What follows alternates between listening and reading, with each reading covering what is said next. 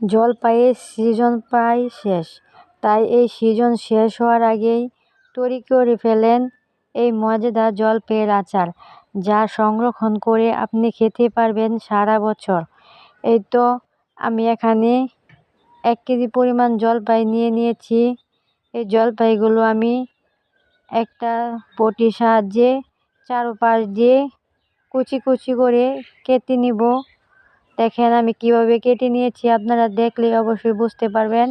এখন এগুলোতে আমি সামান্য পরিমাণ চিনি মাখিয়ে প্রায় 1 ঘন্টা সময় রেখে দিব, যাতে চিনিটা ভালো করে জলপাইয়ের ভিতরে ঢুকে। আমি আচার তৈরি করব, এই জন্য চুলায় একটা কড়াই বসিয়ে দিয়েছি। এতে আমি পরিমাণ মতো সরিষার তেল দিয়ে দিয়েছি। তারপর আমি কয়েক টুকরা দারচিনি এবং রসুন বাটা দিয়ে দিয়েছি। আপনারা চাইলে রসুন কুচি করেও দিতে পারেন। এগুলো দিয়ে আমি এখানে সামান্য পরিমাণ লবণ দিয়েছি, লবণটা স্বাদ বাড়ানোর জন্য দিয়েছি। তারপর এগুলো একটু কষিয়ে আমি এখানে আগে থেকে চিনি মাখা জলপাইগুলো এখানে দিয়ে দিয়েছি। তারপর এখানে পরিমাণ মতো মরিচের গুঁড়া, হলুদের গুঁড়া এবং অল্প পরিমাণ ধনিয়ার গুঁড়া দিয়ে দিয়েছি। এগুলো দিয়ে আমি ভালো করে সবগুলো জলপাই তেলে ভালো করে ভেজে নিব। এই তো দেখেন এগুলো প্রায় অনেকটাই কালার চেঞ্জ হয়ে এসেছে। এখন আমি হালকা সিদ্ধ হওয়ার জন্য ঢাকনা দিয়ে ঢেকে দিয়েছি। তারপর ঢাকনা তুলে আমি এগুলো আরও ভালো করে নেড়ে দিচ্ছি, যাতে লেগে না যায়।